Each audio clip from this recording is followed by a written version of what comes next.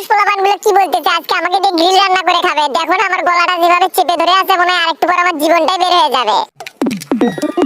এই যে বাবু দিচ্ছ তো দিচ্ছ, একটু বুঝে শুনে দিও। আমার নাম কিন্তু কাঁচামরিচ, একদম মুখ দিয়ে ঢুকে পিছন দিয়ে আগুন বের করে ছেড়ে দেবো। আইও মা, দেখো অবস্থা, মারলাম জঙ্গলের ভিতর কারেন্ট নেই, তাই বলে এইভাবে মিক্সারটা মাথার উপরে নিয়ে ঘোরাতে হবে? এই বাবু তোমরা শিখে রাখো, তোমাদের বাড়িতে যদি কারেন্ট না থাকে তাহলে এইভাবে মিক্সার চালাবে।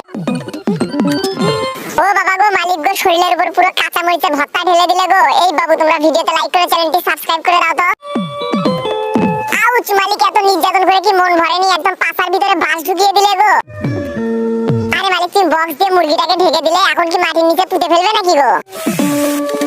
আগুন আগুন লেগে গেছে, আগুন। কেউ এসে একটু আমার মালিকের পাশায় পানি ঢালো। দেখো না আমাকে আগুনে পুড়িয়ে আবার বাবু সাহেবের মতো করে বসে রেখেছে। এই বাবু তোমরা একটু কমেন্ট করে বলো তো, তোমাদেরকে যদি এই পোড়া মুরগিটা দেওয়া হয় তাহলে তুমি খাবে না খাবে না?